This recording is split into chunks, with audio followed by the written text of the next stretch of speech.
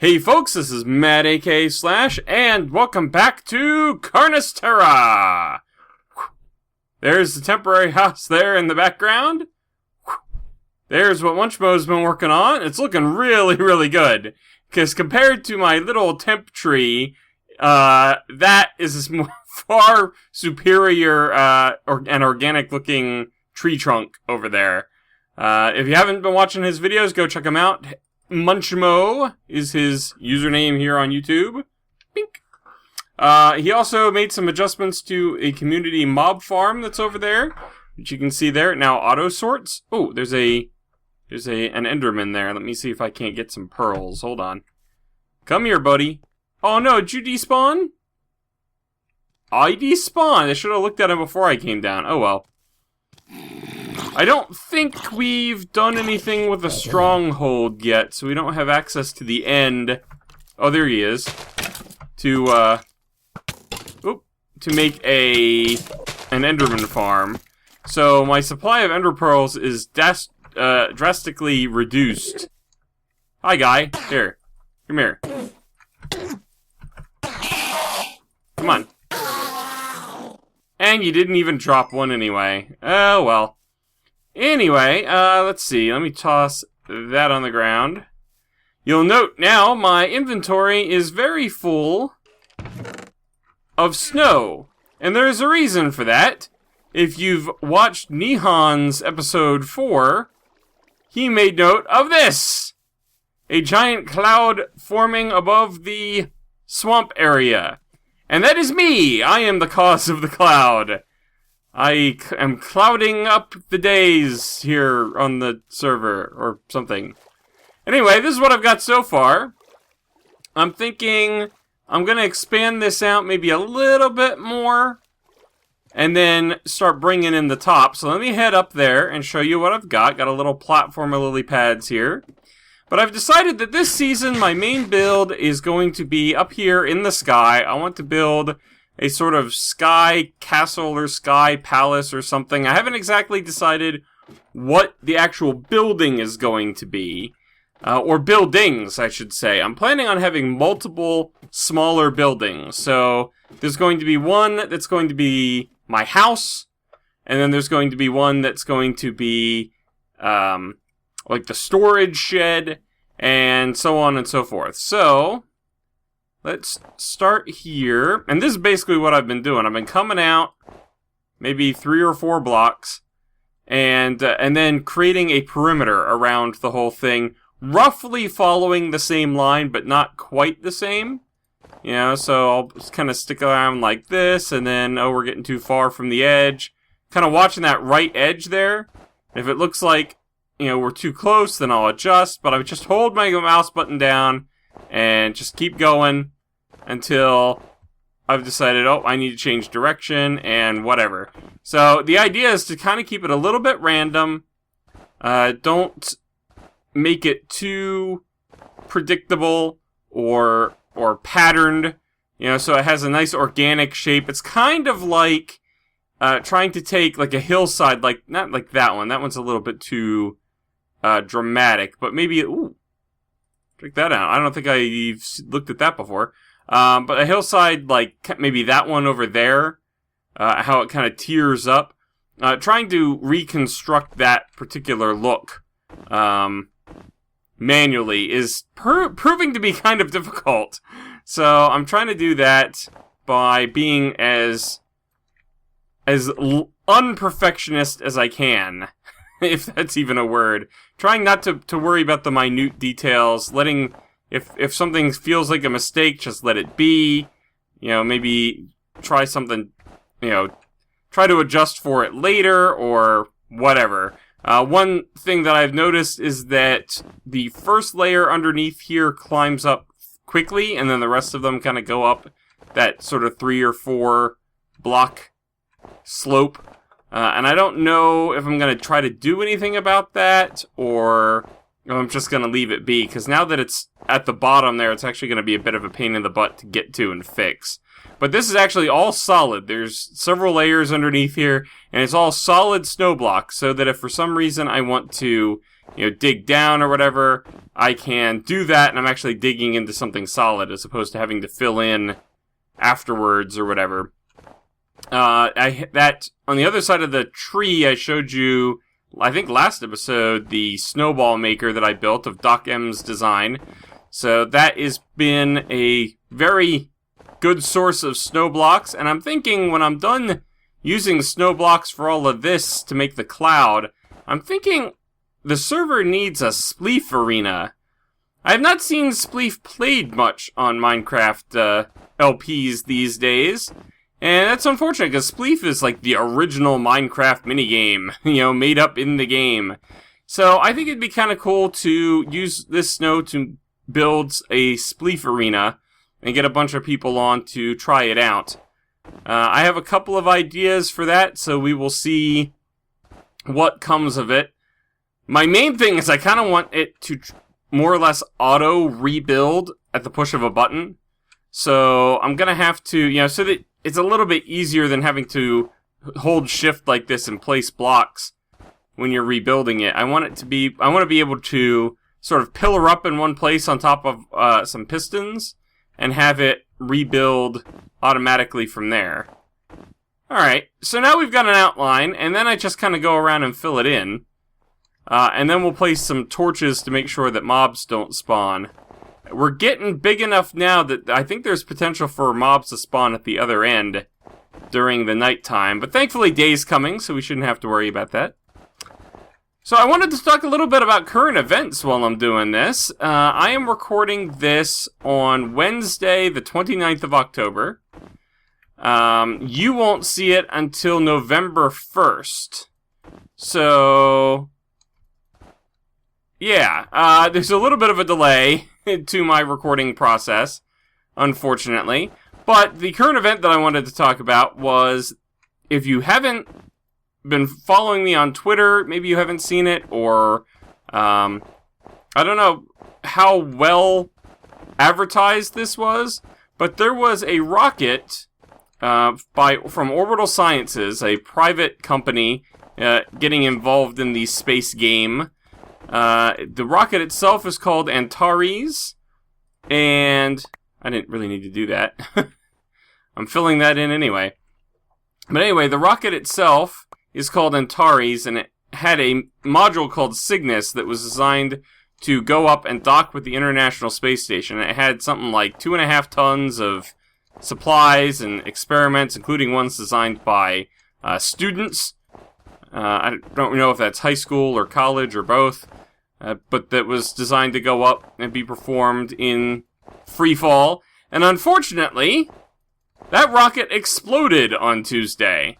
It was supposed to take off on Monday originally, and then it takes off the launch is from Wallops Island, Virginia.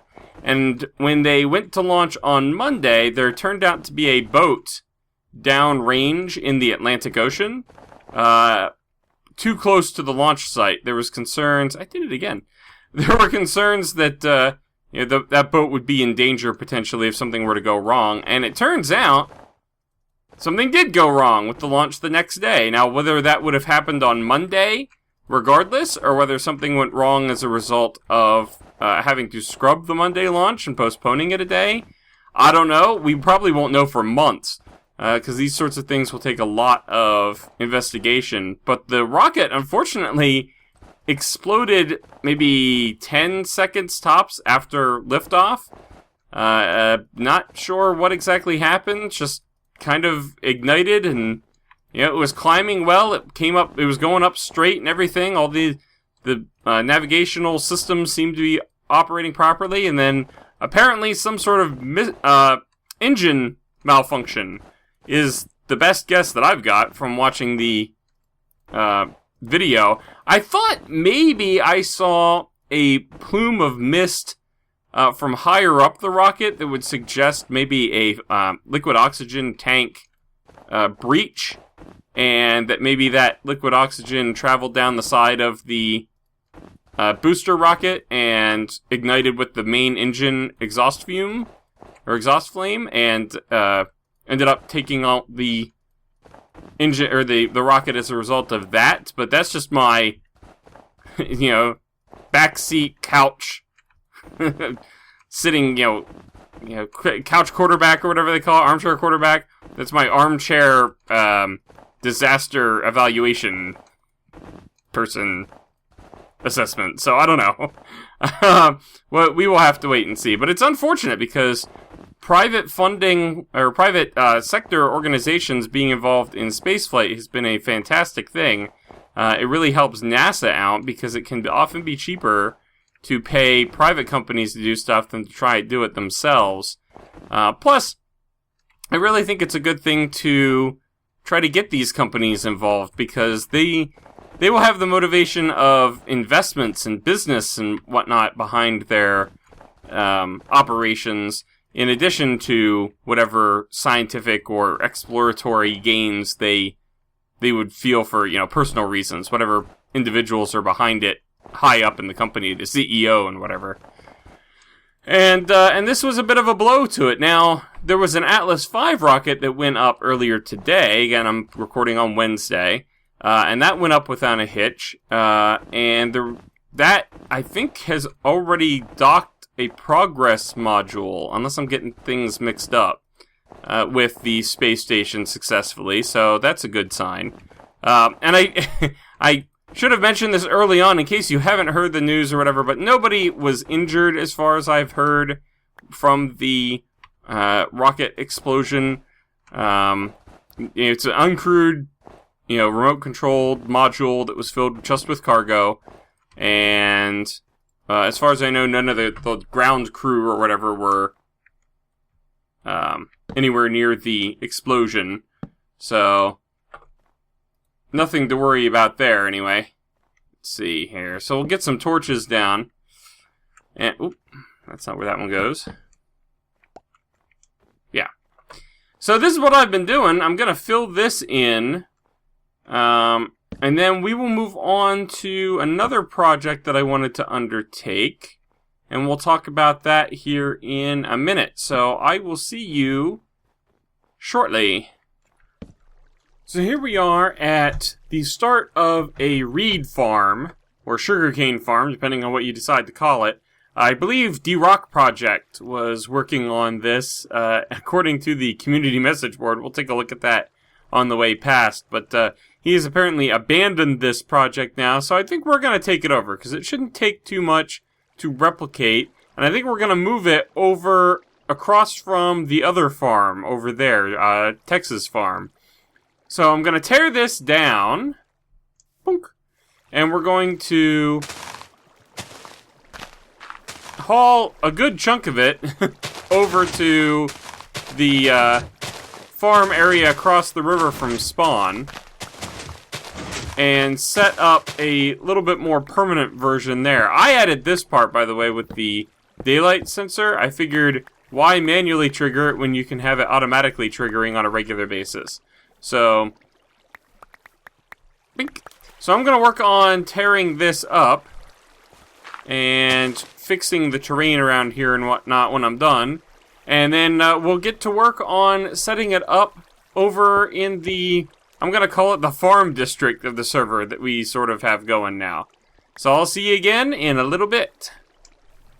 There we go. That looks pretty good right there. Now we're going to head over this way and see what we can do to reconstruct it over across from Texas Farm. I did want to show... Whoa! Wow, the lag right now. Dan, Auto Reed Farm. I don't think I'm going to build this. So I'm just going to toss that on the ground temporarily. Whoa! That axe is too powerful for me. Auto Reed Farm / taking over from taking over from Dan. Ding. Alright, so let's head over. I've got the groundwork laid already for it, and it shouldn't take too much to get up and running. We're going to put it over in this area, and actually, it's better if we approach it from this side. So here's Texas' huge automated farm, Or semi-automated farm, I guess. I don't know if I've shown this off on camera. We'll take a brief look inside. Basically, it's a whole bunch of levels of farmland that are set up like this, right? And then water comes down. In this particular case, the water is coming down through here, through these holes, and then flush to the corners. And then on the level below, they flush, you can see potatoes down there, they flush onto the corners and go back to the center and drop down through holes like these again. And basically, one bucket of water from a dispenser hooked up to this button, all the way up here at the roof, will wash away all of these crops. And then they go down, and this goes all the way down to bedrock, by the way.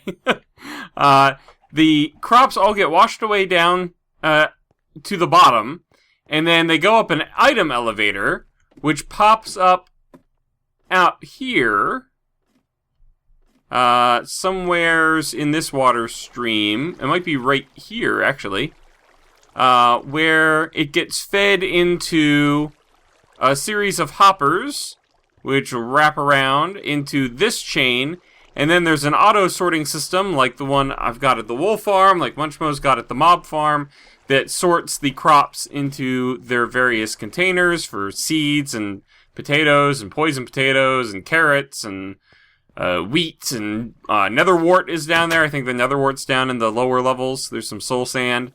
So it sorts all of that, and it comes out over here. Oh man, I'm losing frames like crazy right now. I apologize for that. So there's the netherwort, wheat, and there's a whole stack of chests here. So as soon as you pull some out, it will fill back in from the chests above. So these double chests are pretty much always 100% full, with the exception of poisonous potatoes, since they don't turn up too much. And other, if you happen to drop something by accident inside, or if you just need to drop something off for whatever reason, stuff ends up in other. That's the stuff that doesn't fit all of the filters. But here is where the automatic reed farm's going to go. Right across the street. So you can come over, you're just going to go in here, and you're going to be able to collect sugarcane. Will be in this chest down here. And we're going to set it up very much like D-Rock Project's setup was. So let's put these down. I'm going to put a pretty shell around it when it's all said and done. But what I want to do right now is have... I believe we want to have the system start about there.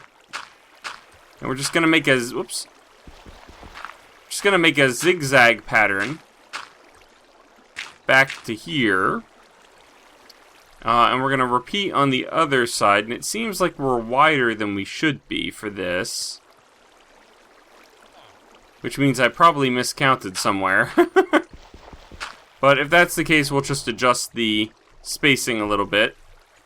So we'll do this. And see how badly off we are. That would be there, and that would be there. Wait, why is it even numbers right now? It's an odd number. What did I do? That starts directly across, right? And then it cuts in. Okay, no, it would be like that. Like that would go there. Okay, so if I just bring them both in one more, I think we'll be in good shape then. And then hopefully this will work fine right there, like that. So let's take these out. This is where the sugarcane itself is actually going to be planted. So we're gonna go like that, and then... So is this the this is the center here, so one there. And we should be able to go this way and make a nice V formation. And the nice thing about working over this water trough, normally I wouldn't have this in already, but as I collect stuff, anything that I miss is automatically going to end up down in here, proving that the collection system works. So that's where those are going to go. Now, the next thing that we need to worry about is getting the water in here to make sure that we can plant the sugarcane, because as it stands right now, I don't think we can plant any of it. Because it's not... These dirt blocks don't have water sources adjacent to them. Or water, I guess. Yeah. The game will not let me plant those. So, what we need to do to get water there is we're going to need to trap some in. And let's see, what's the best way to do that? It's got to be right next to it, right? So actually, this might need to go up one in order to do that. So let's go ahead and jump up here, and we'll raise this up one. Okay, that's looking good. Now, let's go to the slabs, and we're going to put water sources every other notch here, because it'll handle... This one will handle there and there, that one will handle there and there, and it'll get them all. So put one here. We'll get those two, and then we're going to need one back here. Or maybe we want to do it... Let's reverse these just to keep the look alive here. I want to try and keep things as symmetrical as possible, so we're going to go there, there, and there. Bye, Nihan. Server is pretty... Well, it was pretty active. Now it's just me and Tex. Caleb was on a little bit while I was setting up. Nihan's been on and off. I think he's checking blueprints or something, perhaps. Or a creative world build of some description. So we want to take out, starting with that. And... Wait, why does that feel wrong? Is that right? He's back. Is that right? It's on the back of that one. Oh wait, I need... That's why it feels weird. I don't have this one here.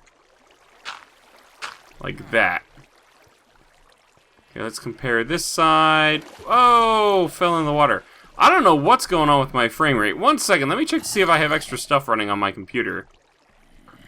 Alright, I closed some stuff down. Let's see if that ends up helping at all. Might take a little while to recognize it. No, not really. It may be all the flowing water that's causing me problems, too. I may end up setting up a system to turn these streams on and off. So, like, when the farm is harvested, the streams turn on for a period of time. Something is not right here. Because this goes like that, and then this one... Oh, no, that's fine. That's okay, that's why it seems weird. Okay. Maybe, just for the sake of consistency, we'll go redundant on the water sources. Just so that it's nice and symmetrical. My OCD, man, it's flaring up. Oops. There. Okay. So now, we're going to need to put water sources in, but we also need to figure out where the pistons are going. So the pistons need to go one level up from here. So let's put... So we got that, and then that, and then the pistons are going to go here. And they're going to be staggered as well. So we'll place those next, I think, just so that we know where we're putting them. And then we'll work out the water sources from there. And after that, we'll put in the redstone. So let me put down... Look at this guy. There's a villager under here. I think Tex put him there. And this guy wants him so bad. Excuse me. Are you gonna come after me? Yes, you are. See ya. Alright, so let me get a little bit more progress done on this, and I'll bring you back in once I have some stuff laid out. And as the sun sets in the distance, I was gonna say distance, and then I stopped myself because, of course it's distant, it's like in space. And then I tried to stop myself and it didn't happen. I ended up saying it anyway. Ah, genius. But anyway, as the sun sets, we've got one layer essentially of this thing done. No triggering mechanism yet, but the rest of it is pretty much in place. And the basic concept here is that when it triggered, all of these torches will turn on. They'll be off by default. They push the piston heads out and knock the sugarcane into the water, and it flows down and it collects down there. I've made this a little narrower since the last clip because it was encroaching pretty hardcore into this tree here. We'll still have to trim this back a little bit to fit the wall in here when it's all said and done. We have to put a frame around this, but I wanted to try to avoid doing too much of that because this is a very cool big tree and I didn't want to destroy it completely. So the next layer up is actually going to be essentially right where we're going to go. So we got 1, this is 2, right? The top of the sugarcane would be here. So then the next layer starts here, so that we have the maximum amount of sugarcane growth that we can manage. So I'm going to see about putting a second layer of this on, and then we'll try to add the wiring. Alright, there we have the makings of one here. We've got 2 layers on it. And when the pistons extend, they would break the sugarcane, most of which would fall into the water here, get pushed along into the hopper here, and then down into the chest. So the only thing that is left to do really to get started with this is to figure out how to connect. I've got wiring going here. Let me pillar up and I'll show you. Right about here should be good. I've got wiring going on each level separately right now. So I've got a lever here, and when I flick that, all of the pistons extend and would break the sugarcane, right? And I've got another one up here, just like that. So the full slabs for the torches, half slabs for the rest of the wiring, and it goes all the way around the signal from this center point. What I would like to do, when it's all said and done, is I'd actually like to have a daylight sensor at the top and send the signal down, if possible, to trigger the mechanism. Or I might embed or stick a daylight sensor in the ground and send the signal up. It depends on what I think is going to be the easiest to transmit.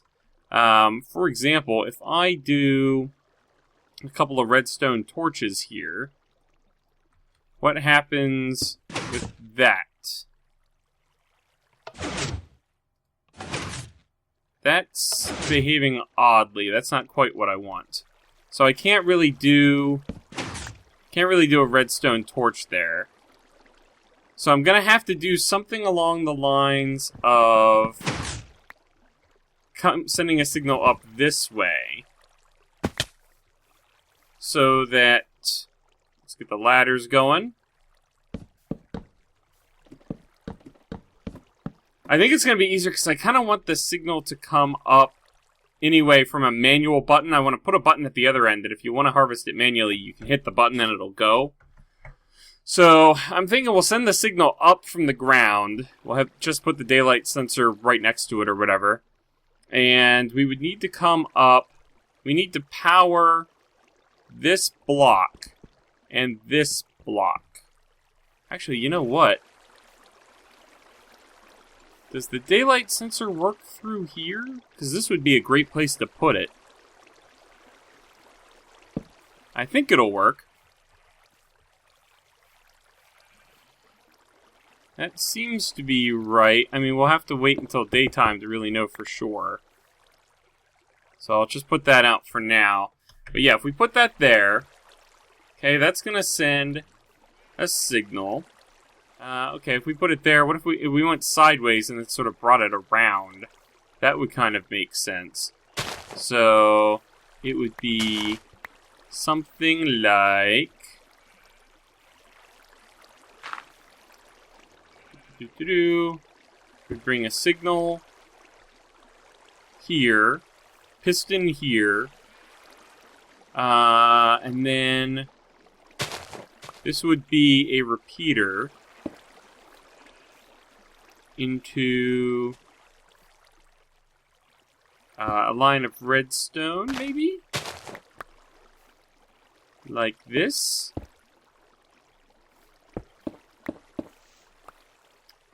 if we do half slabs instead... darn it. Getting the half slabs to place the way I want is tricky. I actually want them like this. Right? So let's just power this for the time being, just for proof of concept. So this will send the signal up. And then... Hey! Oh! Oh! So up, up. And then we would go... Next one would be there. Okay, we've got all of the essentials in place. Okay, so the next one would be here. Okay, that almost works. It doesn't make it all the way, though. So I would need to boost the signal somehow, which I can't really do under the current setup. But if I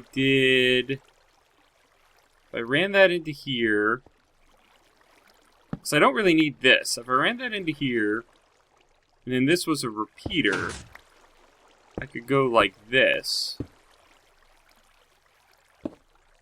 Right? Alright, so we were saying a repeater here, and then some redstone there. Okay, so that does the first line. Now let's see how well this holds up moving up. So our next one would be... oops. Next one would actually be here. And then we'd have one here. Yes, I think we've got it. They're both off now, right? Yes, they are. Okay. So that means if we come down here... Okay, that is on. So, right. So this would be where the pulse would come from. Would be right here. So we'll just simulate that right now with a lever. So right now they're out because this would be powered, so it would be in. So we would get a like that with the monostable circuit. Fantastic, and it does them both. Okay, so I think we've got the basics worked out here for this. I'm gonna probably put some more layers on it because I can. Maybe at least another 2, I'm thinking. And then see about actually hooking up the monostable circuit. We'll give it a look over next time.